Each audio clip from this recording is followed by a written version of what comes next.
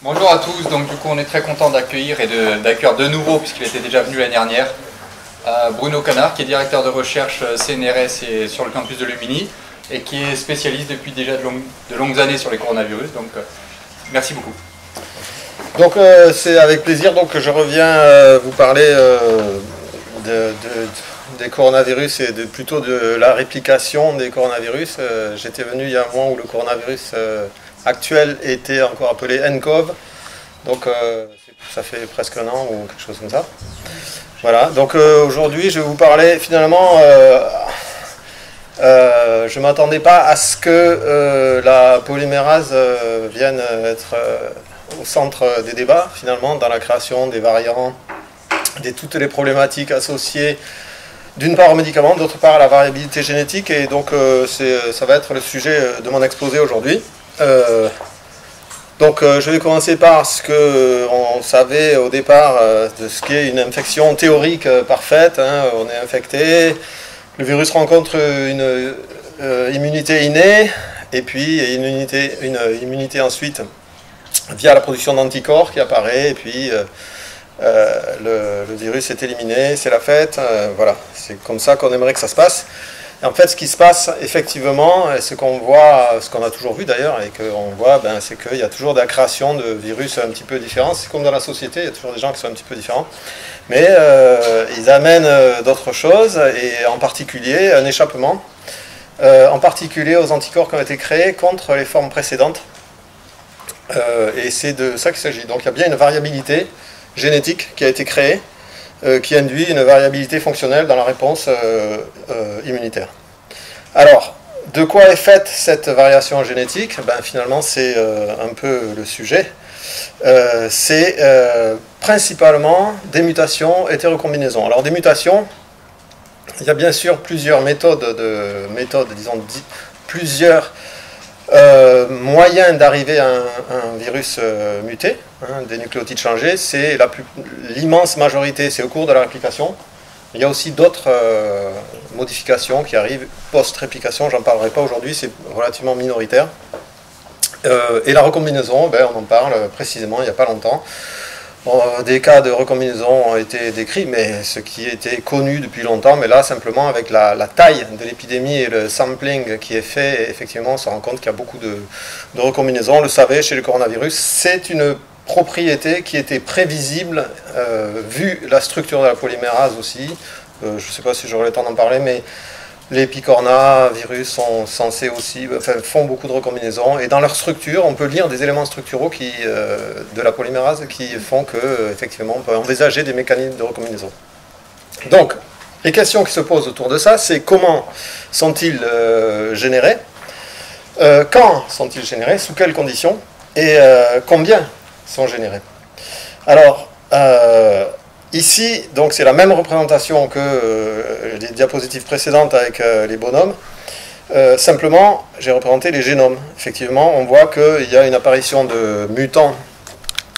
Alors là, en général, je vais commencer à passer les diapos dans tous les sens. Mais je pense que... Bon. On voit que un génome mutant apparaît, il est écrit en rouge ici. Alors ici, c'est pas un virus différent, j'ai représenté avec une couleur différente du noir lors de l'infection, mais c'est juste pour représenter des mutations ponctuelles qui peuvent apparaître en cours de réplication. Et puis, en fait, sous la pression de sélection, les autres virus sont éliminés par une immunité existante ou en cours. Et petit à petit, évidemment, le darwinisme viral fait qu'il y a une sélection qui petit à petit remplace donc le mutant, les virus adaptés et sélectionnés remplacent la population actuelle. Alors là, on est en train de vivre un truc extraordinaire avec ça, avec le mutant anglais, dont on avait prévu en décembre qu'il allait faire une sortie explosive, et puis bon, on s'aperçoit que d'ici 15 jours ou un mois, on n'aura plus que du mutant anglais à peu près, bon, ou presque, voilà.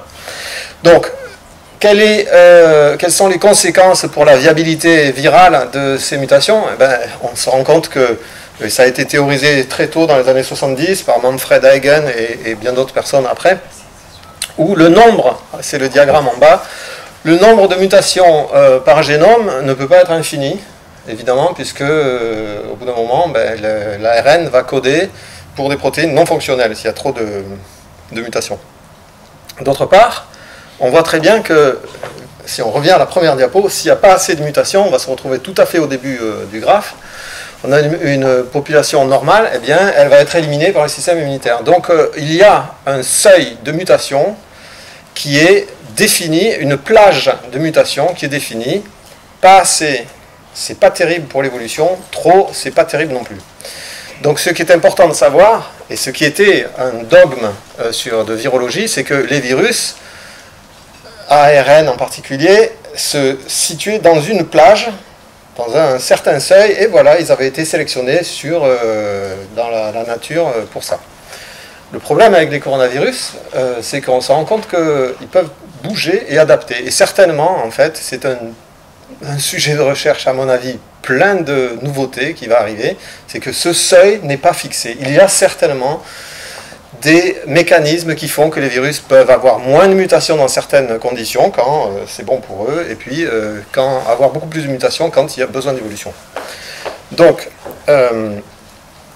comment ces mutations sont générées? Ben alors, celles dont je vais parler principalement, puisque c'est celles qui sont le plus observées et probablement les plus fréquentes, sont dues au travail de réplication de la polymérase virale.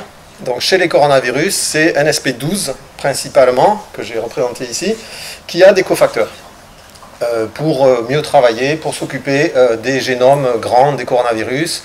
Il y a des contraintes physiques. J'adore voir la biologie moléculaire et la biologie structurale comme vraiment une réduction de notre vue macroscopique de la mécanique, en fait. Donc c'est une machine qui produit, qui recopie une matrice ARN et qui fait des erreurs, comme on peut le voir, comment c'est représenté ci-dessous. Et chaque virus, évidemment, les processus ne sont pas parfaits, chaque virus qui se réplique, potentiellement, a des mutations introduites dans son génome. Alors ce qui est remarquable d'ailleurs, c'est que le nombre de mutations par génome est relativement fixe, relativement stable, sur beaucoup d'espèces, y compris chez les virus, chez les organismes à ADN.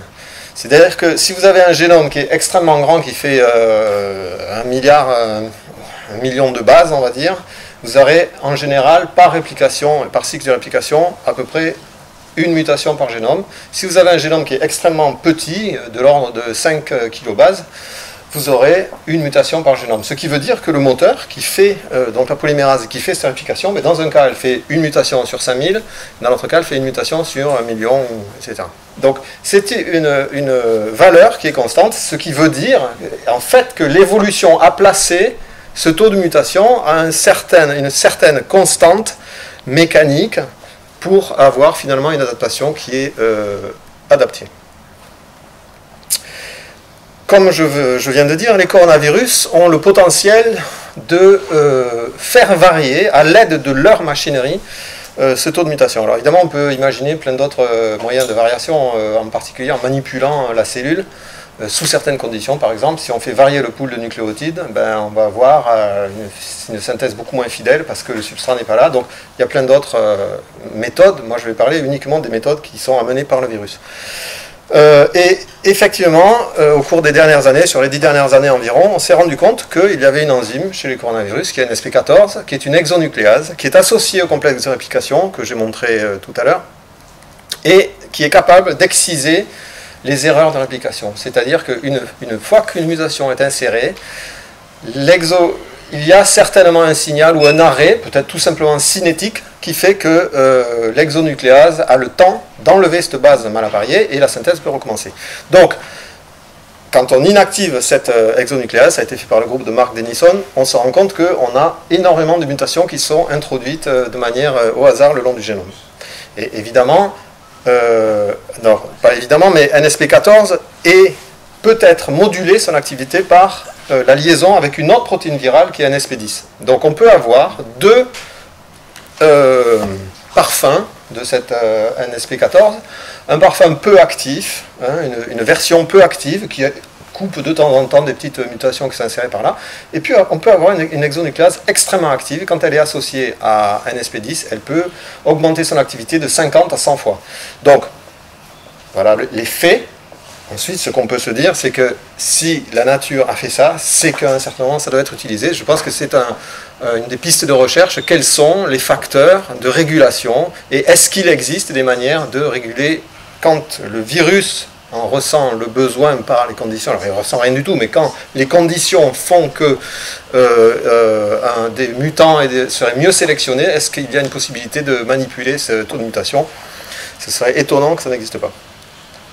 Et donc là, effectivement, c'est représenté par ce diagramme, c'est-à-dire que pour un nombre de mutations variables du génome, on peut très bien avoir une population qui va rester très stable et une population, s'il n'y a pas d'exonucléase, qui va devenir beaucoup plus mutée.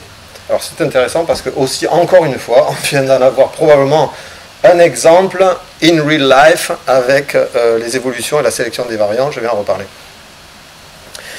Donc ces taux de mutation, une des questions qui se pose, c'est combien, par cycle de réplication, combien de mutants sont générés, et quelle est cette diversité génétique, est-ce qu'elle peut être très profonde ou au contraire assez en surface, et donc comment ça se traduit dans l'adaptabilité du virus. Donc ce qu'on voit en haut, c'est le haut de l'iceberg, c'est les virus qu'on arrive à sélectionner, à isoler. Et en fait, la question que je posais d'ailleurs depuis des années et que j'aurais voulu étudier un peu plus tôt, c'était quelle est la diversité génétique qui est créée, quel est le dessous de l'iceberg. Est-ce qu'il y a énormément de séquences qui sont créées et éliminées, ou alors est-ce qu'il y a finalement peu de séquences? Quelle est la taille de l'iceberg en dessous? Et ça, en fait, comprendre ça, c'est comprendre quel est le potentiel d'évolution du virus, dans quelle pool on va sélectionner des mutants qui seront résistants à des médicaments, qui échapperont à la vaccination, qui seront plus pathogènes, etc. etc. Voilà tout l'enjeu de comprendre la diversité génétique fabriquée par la polymérase. Alors, ce diagramme, on doit en être malade tellement on l'a vu, mais je veux juste replacer le contexte du travail sur la réplication. C'est effectivement dans cet endroit-là, une fois que le virus est rentré, qu'il y a ce génome qui est relâché. Et ça, c'est une vieille diapo, on voit qu'il n'y a que NSP12 d'ailleurs sur cette diapositive. Il est effectivement répliqué, et ensuite, une fois que suffisamment de génomes de polarité positive ont été faits, il est empaqueté et relâché dans des nouveaux virions.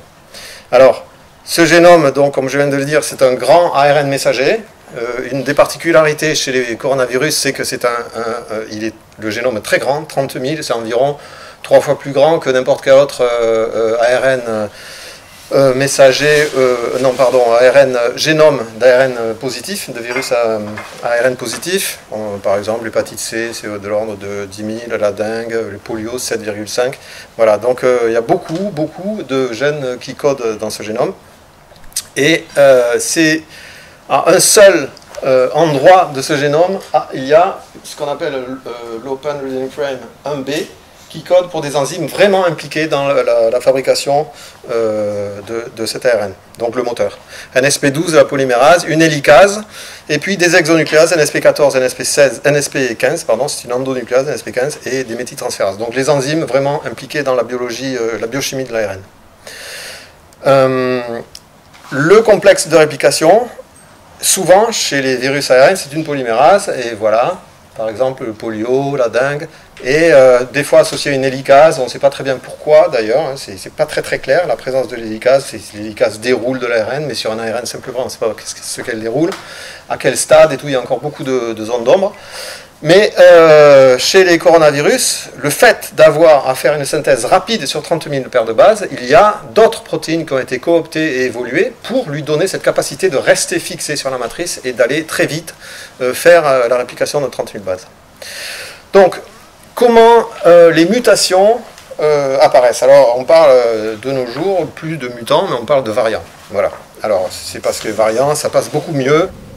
Mais les mutants, ça fait peur et tout. On parlait, rappelez-vous, des mutants VIH, résistance aux médicaments, etc. Et petit à petit, voilà, pour le coronavirus, la mutation, c'est à muter en variant. Ils apparaissent donc grâce à l'action de ce complexe, qui est donc la représentation un peu plus en détail de la polymérase, qui est donc NSP12, qui est représenté ici en orange, rouge, et qui crée le cœur de l'enzyme. Et donc le gène, pardon, au début, c'est un gène de polymérase type avec des motifs qu'on retrouve chez tous les ARN polymérases, de A à G. Alors G et F, ils sont en amont de A parce qu'ils ont été découverts plus tard. Et le moteur même ABC, ce sont les moteurs qui fabriquent le lien phosphodiester. Alors lui, c'est une constante, hein, fabriquer la condensation de 2 nucléotides avec une template qui va guider la fidélité. Voilà, ça c'est universel. C'est pour ça que ces motifs-là ont été sélectionnés et gardés dans l'évolution. Et puis, il y a un domaine qui est unique au nidovirus, donc NIRAN, qui est nidovirus RNA Polymerase Associated Nucleotidylating ou Nucleotidyl Transferase Activity, dont la fonction était inconnue, sauf que voilà, ça fixe des nucléotides, c'était tout ce qu'on savait. On constate donc le rôle de NSP7 et NSP8, ils se fixent sur NSP12 et ils vont venir se coller sur la matrice d'ARN et donner justement cette processivité, c'est-à-dire cette faculté à synthétiser d'un seul trait, sans tomber et revenir. Vous vous rappelez certainement qu'il existe des polymérases qui sont tout le contraire, et d'ailleurs ce n'est pas une caractéristique qui est nécessairement voulue, hein, la processivité. Par exemple, les polymérases bêta qui font les réparations d'ARN n'ont besoin que de réparer des petites lésions de l'ARN, donc sur quelques paires de bases. Et là, ce n'est pas la peine d'avoir une formule 1, elle n'aura pas le temps de démarrer, il y a 2 ou 3 nucléotides, et donc il faut une enzyme qui en mette un, qui tombe, elle peut revenir, voilà, elle fait ça, puis hop, c'est fini, ça prend 2-3 nucléotides, c'est pas du tout processif. Par contre, là, il faut un bolide qui vienne d'un bout de l'ARN, qui aille très très vite, qui en fasse 30 000 d'un coup, et effectivement, cette polymérase a évolué vraiment dans cette direction. Alors, puisqu'elle a aussi une exonucléase, quand on enlève l'exonucléase, quelle est la fidélité de cette enzyme? Est-ce que, je vous ai dit qu'il y avait environ une mutation par génome, par 30 000 paires de bases par génome répliqué. Que se passe-t-il si on enlève NSP14? Eh bien, on a une enzyme, point de vue fidélité, qui est très peu fidèle finalement. Et c'est décrit sur cette manipulation-là, où on fait in vitro une extension de primer, on met un nucléotide et on le sépare sur gel. Et on voit qu'on a l'incorporation d'un nucléotide, et quand il manque le nucléotide suivant, eh bien, finalement, elle prend un autre à côté, elle le met, et elle fait une erreur finalement, puisque ce nucléotide peut être étendu. Et donc on peut calculer, à chaque position, quelle est la fidélité de cette enzyme. En fait, on se rend compte que les taux de fidélité de cette enzyme, hors exonucléase, sont très bas. Ce qui veut dire que le coronavirus a préféré avoir une fidélité très basse et sélectionner une exonucléase pour corriger, plutôt que l'évolution, bien sûr, ne l'a pas poussé vers une fidélité maximum qui, au bout d'un moment, elle ne peut pas aller plus qu'un certain stade. Et donc, voilà la solution évolutive qui a été trouvée. Si on regarde d'un point de vue structural, comment ça se traduit? Alors évidemment, les nucléotides arrivent et se mettent dans le site actif, et il y a la template qui est reconnue, la base qui s'apparie suivant Watson-Crick, et puis il y a une réaction chimique qui se fait. Mais on se rend compte ici que quand on fait l'alignement de toutes les séquences entre les petits virus, donc entérovirus, polio, etc., à 7,5 kb, et puis jusqu'au plus grand coronavirus au-dessus, on se rend compte qu'il y a des éléments structuraux qui sont à l'œuvre dans le site actif. Et ces éléments structuraux qu'on peut voir sur la base d'analyse de séquences, on peut les retrouver dans les structures cristallines et comprendre ce qui se passe, d'où vient ce manque de fidélité.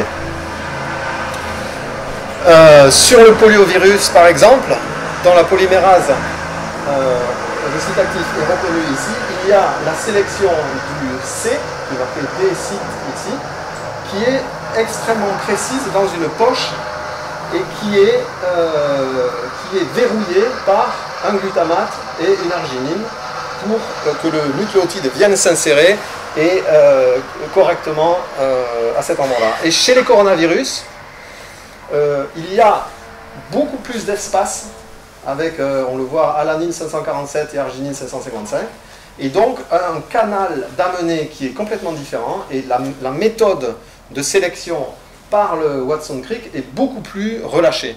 Donc on peut voir, rien qu'à la structure, que effectivement ça donne des idées de comment en fait cette fidélité a pu diminuer. Alors, une réaction chimique, c'est deux substrats qui sont maintenus dans une certaine position, à une certaine distance pour que la réaction ait lieu. Évidemment, il y a une certaine limite physique là aussi. Si vous avez trop d'espace, le nucléotide il va bouger dans tous les sens, il n'y aura pas de réaction. Donc l'évolution a amené ici un groupement, une sérine à la place d'une glutamine, d'une glycine, SDD, et cette sérine permet spécifiquement pour ceux qui ont ce site élargi de tenir le primer avec un nouveau lien et donc d'avoir une spécificité de réaction beaucoup plus élevée, rapide, tout en gardant une faible fidélité. Et effectivement, quand ensuite on mesure, donc je n'ai pas montré les datas, mais tout ça c'est publié, quand on mesure la vitesse de réplication du coronavirus, on tombe sur une polymérase qui est capable de polymériser les nucléotides à 600 nucléotides par seconde. Donc c'est absolument considérable. 600 fois par seconde, la polymérase est capable, dans une soupe de nucléotides de toutes sortes, de choisir le bon de faire la réaction, ça 600 fois par seconde. C'est de l'ordre de 10 fois plus que n'importe quel autre ARN polymérase. C'est juste un spectacle incroyable de l'évolution. Alors la recombinaison, autre moyen de variabilité, la recombinaison dans sa forme la plus simple, c'est une polymérase qui synthétise le brin complémentaire et pour une raison qui reste à déterminer, plus de substrat ou un blocage sur le brin, elle se détache avec le primer, elle se hybride sur une autre matrice, et là j'ai marqué par exemple, ça peut être le génome de notre virus qui est homologue, elle se réhybride et elle continue sa polymérisation et elle fait donc un virus recombinant, il est composite avec, il est fait de deux virus. Dans une autre version, plus rare mais qui existe certainement, elle se hybride, elle fait un petit bout de synthèse et puis finalement elle peut revenir aussi sur le virus de départ et finalement on aura un virus composite hybride, mosaïque avec une partie qui vient de notre virus. Alors évidemment c'est le séquençage qui nous dit avec des marqueurs spécifiques que la recombinaison s'est passée, c'est ce qui s'est passé dernièrement, on a vu des papiers sortir sur des Anglais en particulier, qui ont, dans le pool de séquences des virus séquencés actuellement, qui ont vu effectivement pas mal de recombinaisons. Bon, c'était connu, chez les coronavirus, on en a la démonstration en temps réel. Donc, les raisons pour avoir une recombinaison, ou les facteurs, il faut que, bien évidemment, il y ait deux génomes différents dans la même cellule. Donc il faut être doublement infecté. Et il faut que la distance soit relativement faible entre les deux génomes, parce que si cette distance est trop, il n'y aura pas d'hybridation et on ne pourra pas avoir ce saut, ce changement de matrice. Et puis, bien sûr, il faut qu'il y ait une sélection positive, c'est-à-dire qu'il y ait un intérêt à ce que, effectivement, évolutionnel, à ce que le génome soit sélectionné. Donc, en tant que biochimiste, ce qui m'intéresse là, pour ces mécanismes, c'est combien faut-il de séquences homologie. Alors ça, c'est une réponse de biochimie qu'on peut voir au laboratoire, mais qu'on voit tout de suite ensuite dans la vraie vie. Si on observe des recombinants, on sait qu'il y a une certaine proximité. On peut voir certaines zones qui ne vont pas être recombinogènes, d'autres qui vont être recombinogènes. Il y a un intérêt immédiat. Et puis, dernièrement, il y a toujours le laboratoire de Mark Dennison qui a inactivé l'exonucléase, et au lieu de regarder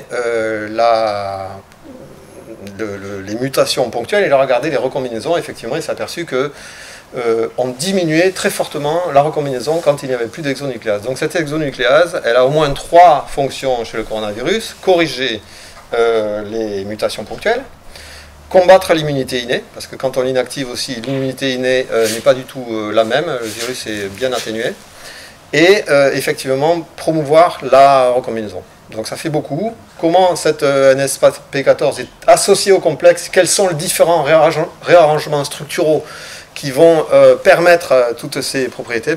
Voilà, c'est la recherche de demain. Alors, quand on regarde les recombinants qui existent, ça c'est un travail sur les...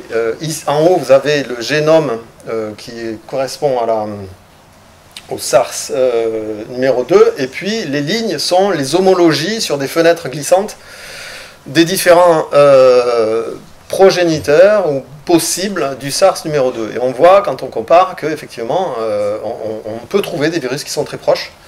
Et puis, les zones où il y a une forte dépression, c'est l'homologie qui descend. Et donc, il y a une distance génétique qui apparaît. Et on voit qu'effectivement, les endroits du génome ne sont pas du tout équivalents. Il y a des endroits qui varient très peu et des endroits qui varient beaucoup. Alors, il y a un endroit en début de l'ORF 1A du génome où il y a une très forte variation. Et puis, on voit aussi, évidemment, dans la spike, il y a beaucoup de variations puisque c'est ce qui est directement agressé par les anticorps, on va dire, et donc qui est ciblé, et un lieu de sélection très important. Alors, si on regarde un peu plus près dans la spike, on voit le plus fameux recombinant du monde, qui est celui qui est apparu dans le récepteur binding site, RBD, qui est l'endroit qui va de la spike qui va se coller sur le récepteur RCE2. Et donc, on peut voir ici qu'il y a là le plus proche ancêtre qui arrive et qui perd beaucoup d'homologie. Et il y a un autre virus qui à cet endroit a beaucoup plus d'homologie, et c'est le virus du pangolin. Et donc, d'où l'hypothèse que là, il s'est passé une double recombinaison, comme je vous l'ai décrit. Donc il faut deux virus, et on retrouve environ une homologie en dessous de 90%. Bon, c'est assez distant. Voilà. Un exemple possible de recombinaison double. Donc, ce qu'il faut voir aussi, c'est que chez les coronavirus, il y a un système de production des ARN messagers qui est déjà un système qui ressemble à de la recombinaison naturelle, mais sous une forme très contrôlée, qui est décrit ici. Vous avez le génome positif, qui est le grand ARN messager, qui est pris comme matrice et qui est synthétisé, donc une copie complémentaire négative synthétisée, mais à certains endroits, sur des endroits qui sont marqués comme B, et qui sont des TRS, bon, je ne sais même plus ce que ça veut dire, je ne me rappelle plus, mais qui sont des endroits qu'on retrouve, certaines séquences qu'on retrouve le long du génome, et à ces endroits-là, la polymérase s'arrête et se dissocie, et fait exactement le mécanisme dont je vous ai parlé avant, se rassocie à un autre endroit, et donc fait une série d'ARN messagers avec une certaine fréquence qui est déterminée avec sa fréquence de saut, fait toute une série de copies négatives de ce que vont devenir ensuite, quand ça va être recopié, les ARN messagers. Donc c'est un moyen pour le virus de résoudre le problème de la stoichiométrie. Le virus a besoin de beaucoup de protéines structurales sur l'enveloppe, mais il a besoin que d'une polymérase pour faire une réplication. Donc il faut trouver, l'évolution doit trouver un moyen de faire cette stoichiométrie. Les coronavirus ont évolué de cette manière-là, à avoir une possibilité de faire beaucoup d'ARN structuraux et assez peu d'ARN non structuraux. Donc il existe cette possibilité de recombinaison déjà naturelle chez les coronavirus. Je vous conseille cette revue qui est excellente sur la biochimie des coronavirus qui est sortie il n'y a pas très longtemps. Très bien faite. Alors, maintenant, les médicaments, et en particulier ceux qui ciblent la réplication. Donc c'est une diapositive qui date déjà, mais elle est relativement d'actualité, de beaucoup de personnes qui ont un problème de drug, c'est qu'il n'y en a pas. Voilà. Ça c'est effectivement le cas. Disons que sur le coronavirus, précisément, il commence à y en avoir. Et je pense que ça va être vraiment une crise qui va changer beaucoup de choses en ce qui concerne le design, la conception de médicaments. Donc, moi je vais vous parler de ce qui existe déjà, qui cible directement le virus, en particulier de toute l'historique dont on a bénéficié pour les nucléosides analogues sur beaucoup de virus, hépatite C, VIH, herpès, et donc des trois mécanismes. Donc des types de nucléosides, c'est des leurres en fait, qui ressemblent aux nucléosides naturels, qui sont triphosphatés par la cellule et ensuite incorporés, et qui agissent par trois types de mécanismes. Le premier, c'est ils sont incorporés, et comme la plupart du temps, c'est sur le modèle du VIH, ils n'ont pas d'extrémité 3' valable, c'est-à-dire ils n'ont pas d'un hydroxyle en 3' qui permet de faire la réaction suivante, donc la réaction s'arrête. C'est ce qui a toujours marché chez le VIH, chez l'hépatite C, voilà, et qui n'a pas marché sur le coronavirus, et on va en reparler.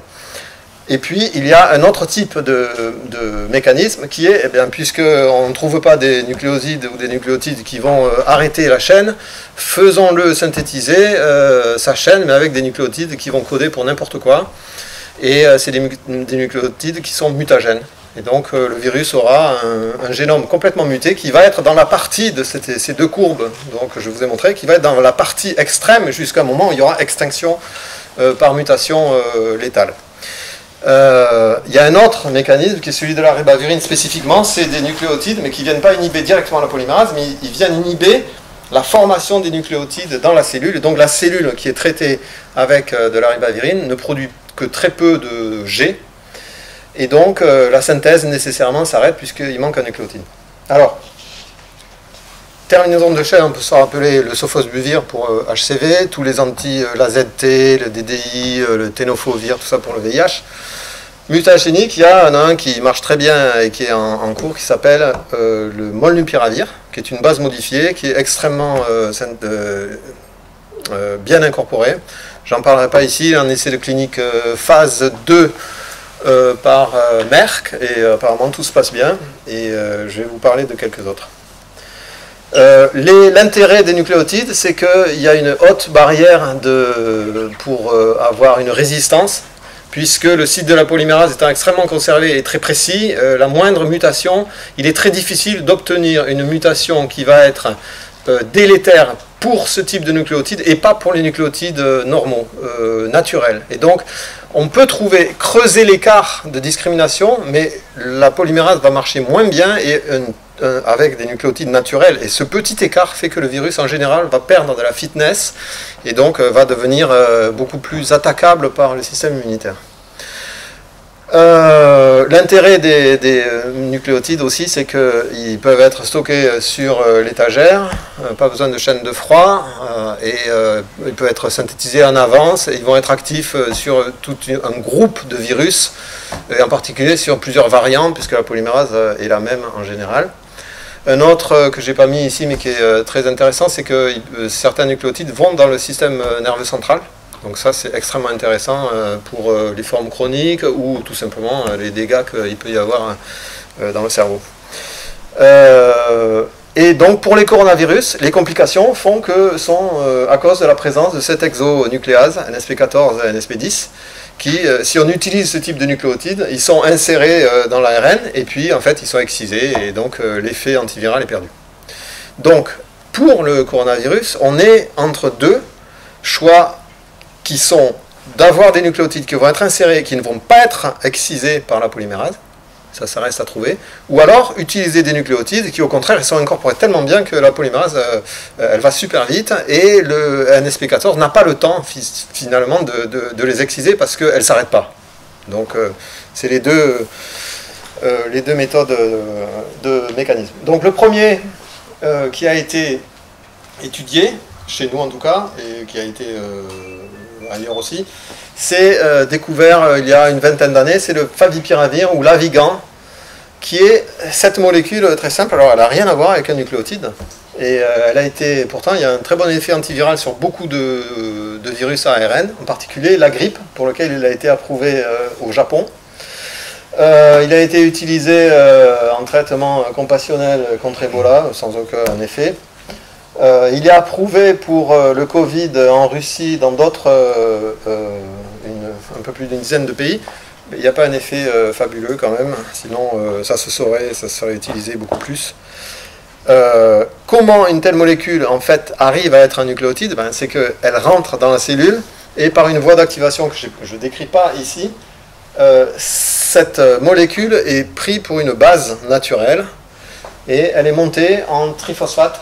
Et elle est insérée, et comme les sites actifs, des fois, ont une certaine permissivité pour la base, il est confondu avec un GTP. Et donc, il est inséré. Alors, ce qu'il faut voir, c'est qu'un nucléotide qui est parfaitement confondu avec un GTP, eh ben, ça n'aurait aucune activité parce qu'il n'est pas mutagène. Donc l'intérêt d'un tel nucléotide, c'est qu'il est confondu avec du GTP, mais dans certains cas, avec de l'ATP. Et donc ce petit certain cas avec de l'ATP va faire qu'il va introduire des mutations. Et c'est ce que nous avons fait ici, en collaboration avec Bruno Coutard, Franck Touré et Géraldine Tchorkovski à l'IHU. Nous avons fait, c'est eux qui ont fait, ils ont traité des cultures infectées par du favipiravir, et puis ils ont enregistré les mutations, séquencées le long du génome. Et effectivement, on voit que quand on traite avec du favipiravir, alors c'est assez forte dose, même si la molécule est petite, 500 micromolaires, ça équivaudrait à 100 ou 200 micromolaires de nucléosides classiques, quoi, un peu plus gros. Il y a un nombre de mutations qui augmente considérablement, qui est multiplié par 3, et un certain type de mutation qui est très particulier, qui est les G du génome au départ se retrouvent transformés en A, et les C se retrouvent transformés en U.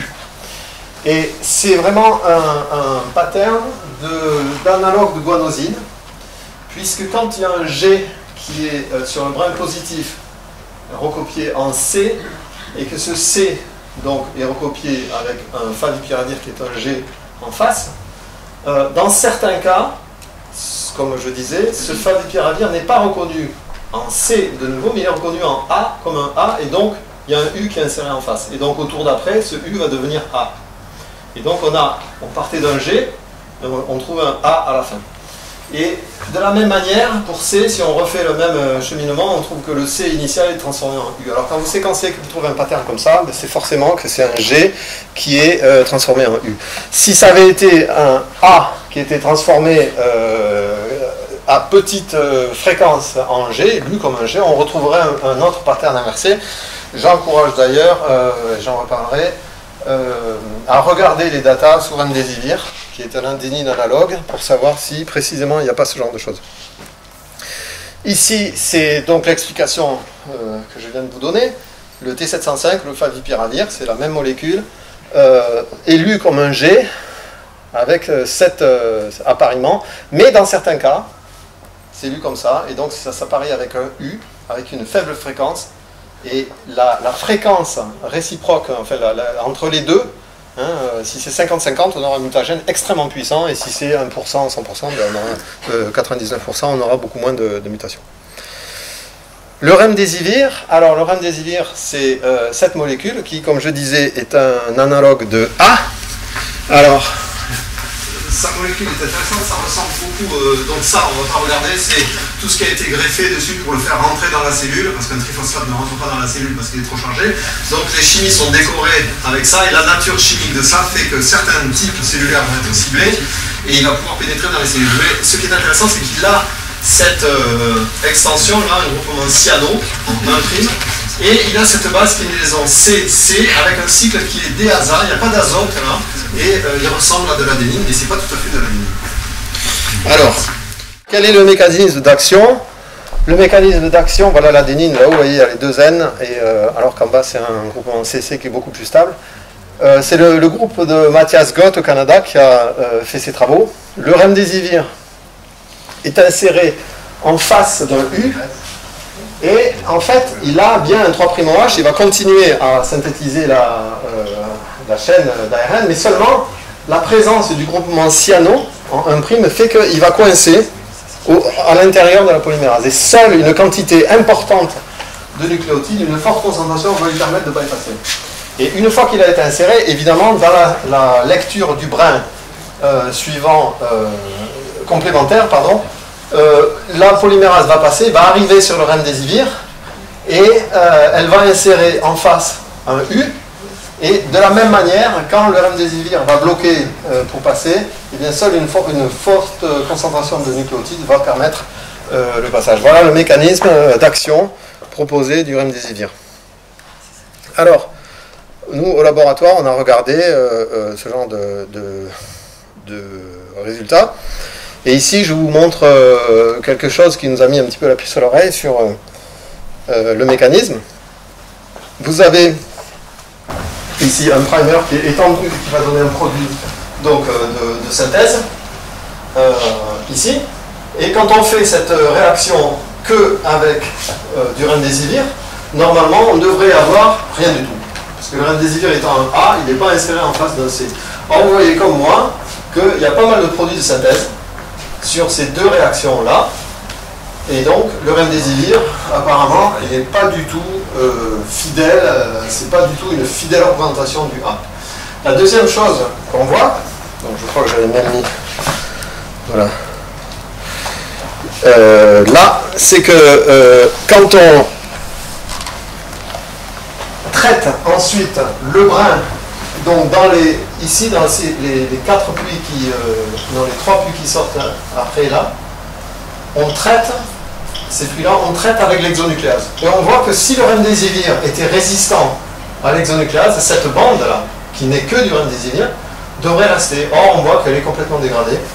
Et donc, le groupement cyano du remdesivir n'empêche que pas, en tout cas, ou très peu, l'excision. Donc, le remdesivir, le mécanisme, il est sur un brin, sur l'autre. Il est probablement lu comme autre chose qu'un A, ce qui veut dire que c'est un mutagène potentiel, et il est excisé. Donc ça fait beaucoup de choses, et je pense qu'il y a beaucoup encore de recherches qu'il y a à faire réellement sur l'action du remdesivir.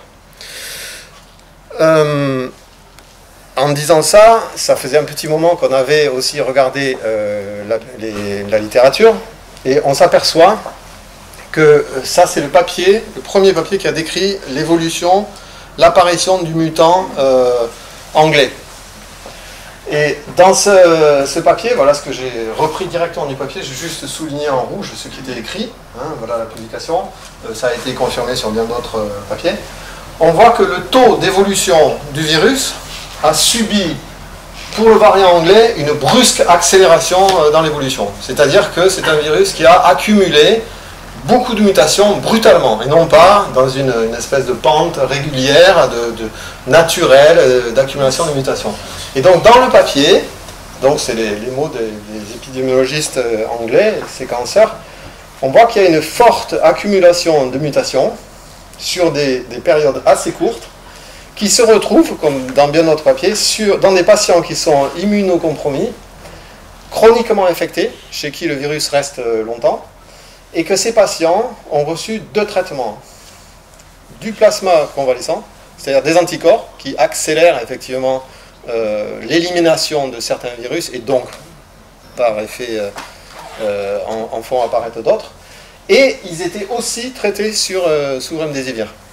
Donc, je pense que ça devrait juste nous mettre la puce à l'oreille, que l'apparition des variants et des taux de mutation, sachant que le virus peut encore évoluer beaucoup avec des formes, avec une meilleure affinité par exemple, devrait quand même susciter des études un peu plus sérieuses sur l'utilisation du remdesivir sur les patients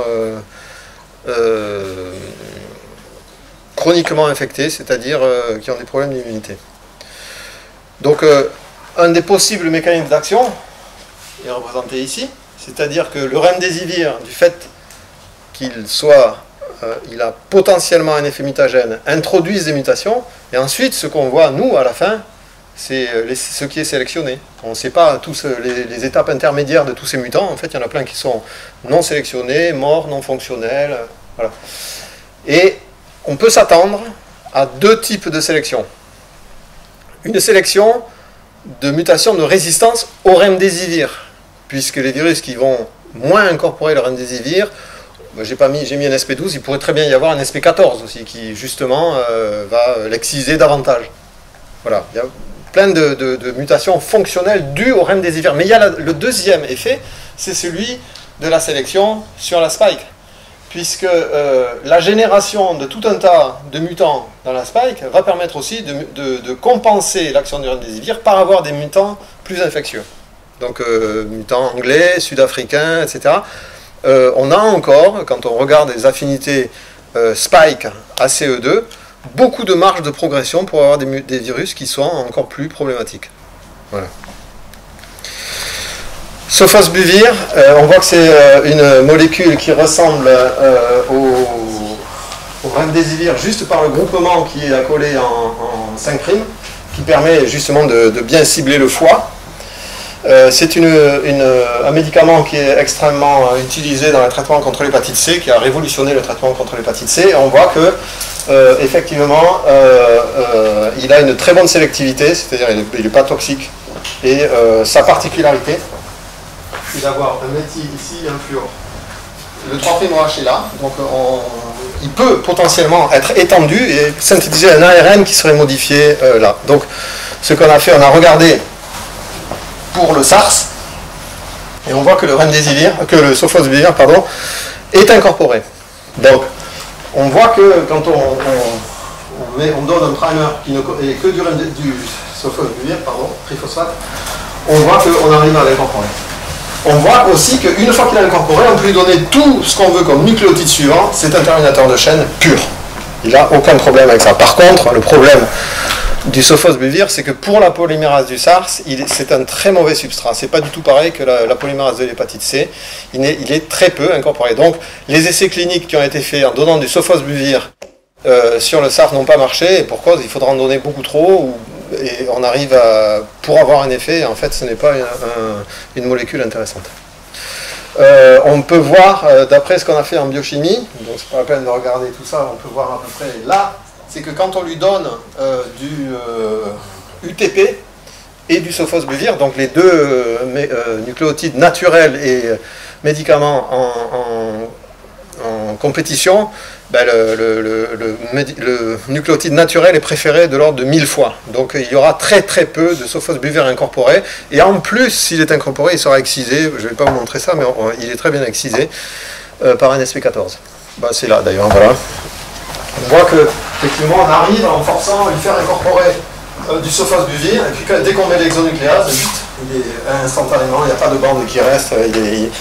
Ça va être compliqué de trouver des nucléotides qui ne sont pas excisés, voilà mon avis. Alors évidemment, un des points intéressants serait de trouver des inhibiteurs de l'exonucléase, comme ça on pourrait recycler tout un tas de nucléotides. Et donc c'est le travail de Karine Alvarez et François Ferron. François Ferron qui a déterminé la structure d'un SP14 en complexe avec un SP10, l'exonucléase, il y a quelques années. Et donc les travaux qu'on fait en ce moment, on a mis au point un test de haut débit pour pouvoir cribler des inhibiteurs d'exonucléase, puisqu'il y a effectivement beaucoup d'exonucléases de ce type, structural, qui sont répertoriés et étudiés. Et on peut maintenant avoir tout un tas de librairies qu'on peut tester avec un système fluorescent pas cher, pas coûteux. Alors, un cas spécial dont je vais vous parler aujourd'hui, puisqu'on vient de finir un travail, c'est le AT527. C'est un nucléotide qui ressemble beaucoup au sofosbuvir. Il a exactement le même radical en 5', la même modification, sauf qu'il a une base modifiée. Alors, ce nucléotide, cette base ressemble à un G, mais n'est pas un G, c'est une purine. Et cette modification vient du coup de génie qui a eu les chimistes de ATA, donc Jean-Pierre Somadossi, qui est également à l'origine du sofosbuvir, et de la telbivudine qu'on donne pour... donc c'est quelqu'un qui a eu une réussite exceptionnelle dans le domaine des antiviraux. Et il a trouvé que donc si on donnait la base non modifiée, donc qui n'est pas représentée ici, en fait on avait une très forte toxicité, tout ce qui était analogue de G ne fonctionnait pas. Il n'y avait que le U, et le U, ils en ont fait le sofosbuvir. Donc il a phosphoré pendant des années en se disant mais comment ça marche? Il a déterminé quel était le schéma d'activation où le nucléotide était toxique, et il en a déduit que s'il modifiait la base avec un groupement méthyle sur le HN là-haut, il pouvait avoir une activation dans les cellules qui fait que le groupement, quand il arrive à destination dans les cellules, est hydrolysé sous une forme monophosphate, et ensuite seulement cette base est activée en G. Et donc, jamais on ne passe par un intermédiaire qui est du guanosine méthylfluoro, mais on a toujours du guanosine monophosphate. Et ça bypasse une étape de toxicité. On se retrouve avec un composé dont on peut manger des grammes sans avoir aucun effet adverse. Et ensuite, une fois que ça c'est triphosphatasé, on se retrouve avec le métabolite actif qui lui est bien meilleur que le sofosbuvir pour une raison très simple, c'est que la base de G ayant un double cycle, elle est beaucoup mieux collée sur les enzymes que U. Et donc, chaque fois qu'il a utilisé en comparaison avec le sofosbuvir, il se retrouvait avec un nucléotide qui était beaucoup plus actif. Donc ça, franchement, c'est vraiment rusé.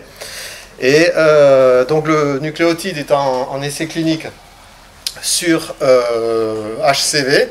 Il est en phase 2. Et en fait, il se trouve actif sur beaucoup de virus. Et ici, sur les coronavirus, avec la crise du SARS numéro 2, évidemment, ils ont testé ce nucléotide et ils se sont aperçus qu'effectivement, on pouvait descendre à des EC90 en culture infectée de l'ordre de 0,5 micromolaire. Donc, il est entré en phase clinique d'essai numéro 2. Les droits viennent d'être rachetés par Roche pour 350 millions de dollars. C'est donc un bon cheval pour un traitement. Et donc Jean-Pierre un jour nous a appelés en nous disant qu'il suspectait, il y avait un truc qui l'étonnait. Alors, comment ce mécanisme, ce nucléotide marche réellement? Est-ce qu'il est excisé? Comment ça se fait qu'il fonctionne alors que... Voilà. Donc il nous a appelé en nous disant, est-ce que vous pouvez regarder sur les enzymes? Donc on a regardé. C'est un terminateur de chaîne super propre aussi. Comme le sofosbuvir, il est incorporé, on peut mettre tout ce qu'on veut après. Il n'y a rien qui se passe. Donc il est... Et les questions, donc, qu'il nous a dites étaient de deux sortes. Comment ça se fait que, puisque il est excisé, je ne vais pas vous montrer les datas, on a fait aussi les datas d'excision, il est effectivement très bien excisé. Comment ça se fait qu'il est actif? Et comment ça se fait que sur le MERS, dont le site actif de la polymérase est identique à celui du SARS, il est 10 fois moins actif. Alors qu'on a superposé les structures de MERS et SARS, il n'y a aucune raison qu'il soit 10 fois moins incorporé. Donc je lui ai dit, ben, c'est certainement qu'il y a une autre cible, et donc on serait très intéressé de la chercher. Et donc ce qu'on a fait, ben, on a commencé par travailler en collaboration avec eux et avec une biotech chinoise qui a regardé la structure du complexe en présence de réplication, en présence du AT90, qui est le métabolite triphosphate du AT527. Et donc on a déterminé la structure cryo-EM de ce complexe, donc je vous rapporte là, qui n'est pas encore publié, c'est juste en préprint, où on voit effectivement la structure de la polymérase comme on s'y attend, avec cette densité magnifique de l'ARN, et à la fin de cet ARN, là, il s'est passé des choses. Donc je vous ai préparé un petit film, je crois que c'est le suivant, voilà, où on a trouvé où va le AT9010 dans cette structure. Alors, on voit déjà, sous forme d'atomes, donc cet ARN, NSP10, NSP7, 8, et deux endroits particuliers. D'abord, on le retrouve ici, qui est dans le NIRAN, le composé, et on le retrouve effectivement à l'extrémité de l'ARN. On retrouve deux molécules à l'extrémité de l'ARN. On retrouve une molécule qui est incorporée dans l'ARN. Là, on voit le fluor en vert, qui est incorporé et arrêté, et on voit un autre AT527 prêt à être incorporé, mais qui n'est pas incorporé, et qui est bloqué, et qui fait un complexe super bloqué. Et donc, on a essayé de comprendre un petit peu plus en détail comment ça se fait que, en fait, le 3'OH ne continue pas à attaquer. Et en fait, l'examen de la structure fait que le fluor, qui est marqué là-bas, en fait, est un repoussoir très fort du nucléotide suivant. Et même s'il y a le 3'OH qui est positionné, le fait qu'il y ait un fluor à un méthyle, le fluor repousse le nucléotide suivant et fait que la distance à la réaction ne peut pas avoir lieu. Alors, je vous ai mis ça sur cette diapositive là où on voit la densité, où il y a le dernier nucléotide. Alors ici, voilà, il n'est pas en vert, c'est une erreur, il est en vert, c'est tout. Et ah non, pardon, le fluor il est en bas, ça c'est le méthyle. Et en fait, les deux là font que cette distance-là est répulsive pour ce nucléotide-là, et que du coup, ce 3'OH-là ne peut pas attaquer une distance beaucoup trop grande d'ici, et en fait, cette distance fait que les phosphates prennent l'ion magnésium et le déplacent avec eux, alors que cet ion magnésium qui est nécessaire à la catalyse, normalement, il devrait être là. Donc en fait, on a un mécanisme parfait de terminaison de chaîne par décalage du site actif. Il n'y a plus d'alignement, il n'y a plus rien qui peut se passer. Ici, c'est le résumé de la structure complète, avec d'une part en bas la terminaison de chaîne et le NIRAN. Alors voyons ce qui se passe dans le NIRAN. Voilà le AT 527, en fait son triphosphate, dans le site actif du NIRAN. On voit qu'il est glissé dans une poche extrêmement précisément, et en fait ce qui est tout à fait remarquable, c'est que à partir de cette position-là, on doit pouvoir expliquer pourquoi le MERS, lui, n'est pas actif ou très peu actif avec le AT527, alors que le SARS l'est. Alors que si on regarde au site polymérase, il n'y a aucune différence. Donc je ne vais pas vous indiquer les acides aminés, on est en train de les muter pour vous dire effectivement, pour essayer de voir si c'est la vérité. Si on regarde, donc là je vais aussi rendre hommage à deux personnes qui ont beaucoup fait du travail structural et d'alignement de séquences sur tout ce travail. C'est David Carlin, qui est à Marseille aussi, qui fait beaucoup de bioinformatique, et François Ferrand, qui ont vu, à partir du moment où il y avait et même avant qu'il y ait des modèles structuraux sur le NIRAN, ils ont vu qu'en fait ce domaine ressemblait à une enzyme qui s'appelle CELO chez coli, et une enzyme qui est capable de nucléotidyler beaucoup de protéines, de l'ordre de 50 protéines qui sont modifiées par ajout d'un nucléotide de manière covalente. Et CELO place son ATP dans le site actif, donc on voit il y a vraiment une conservation de tout du fold chez CELO, là, et on voit que la base est placée comme du GTP, pratiquement, le GTP est un peu décalé, mais par contre, si on regarde, ça c'est la base du G, si on regarde le AT90, il est complètement retourné et il va se ficher dans une poche qui est très étroite et très GTP spécifique. Et en fait ça va permettre certainement maintenant, puisque cette poche est très bien définie, ça va permettre de faire beaucoup de criblage virtuel pour essayer de coller des molécules dans ce NIRAN qui lui a des fonctions très importantes pour le virus. Alors quelles sont ces fonctions? Alors ça serait encore un exposé complet, et je vous suggère donc d'inviter Ashley qui a déterminé la fonction du NIRAN au laboratoire. C'est que ce NIRAN, ici c'est le départ de toutes les manips qu'on a fait avec les différentes protéines du SARS que l'on donne avec de l'UTP radioactif.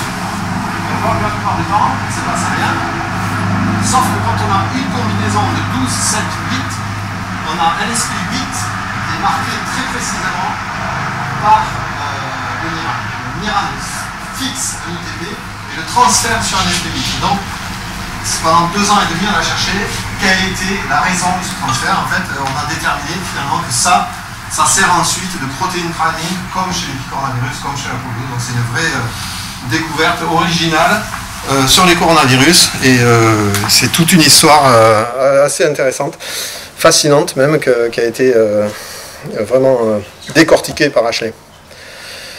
En conclusion, je pense qu'avec toutes les connaissances qui ont été accumulées sur le SARS en point de vue structure, biochimie, mécanisme, physiologie, séquençage, tout, on a passé effectivement à une vitesse supérieure en ce qui concerne le design de médicaments qui a action directe sur le virus. Donc oui, je pense qu'il y aura effectivement des médicaments assez puissants qui vont arriver. En ce qui concerne les nucléotides analogues, ils sont tous excisés par un SP14 et un SP10. Je pense que ça va être très difficile de trouver quelque chose qui ne soit pas excisé. On y travaille déjà en modifiant le phosphate, en particulier sur des prodrogues.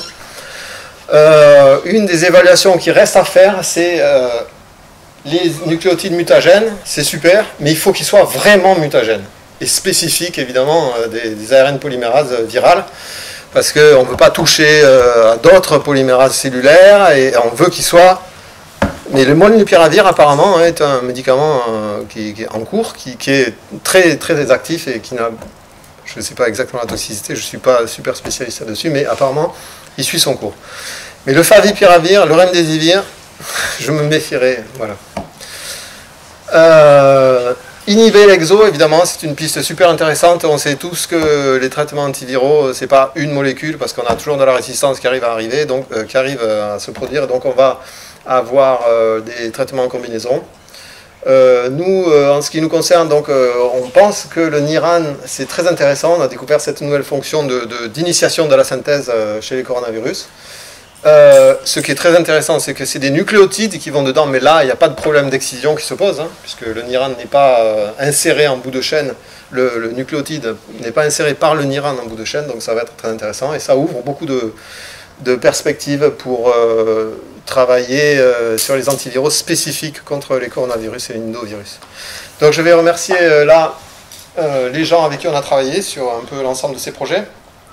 Donc Bruno Coutard, Franck et Géraldine qui nous ont fait le séquençage et le travail sur le favipiravir. La synthèse de tous ces dérivés triphosphate 705 et favipiravir, c'est Chris Meyer et Johanna Hurting. Souvent, les essais antiviraux, c'est chez Johan Knight et Peter Lyson à Louvain. Tout le travail sur le AT527 est fait avec ATA Pharmaceuticals, donc Jean-Pierre Somadossi, Adèle, Steve et Kay, qui nous suivent de près, avec qui on a vraiment une collaboration extraordinaire. Bjortus, qui a fait beaucoup de travail en Chine, donc en cryoélectromicroscopie. Alors, ce qui n'est juste qu'un reflet qu'en France, je le redis, la cryoélectromicroscopie a été complètement abandonnée depuis plus de 5 ans, on va dire. On écrit toujours des demandes de crédit pour avoir des cryomicroscopes, pour l'ensemble du personnel CNRS, INSERM, etc., l'université. Et puis les gens dans l'équipe qui ont particulièrement travaillé sur ces projets, donc Ashley et François. François depuis très longtemps, Ashley en postdoc depuis 2 ans et demi.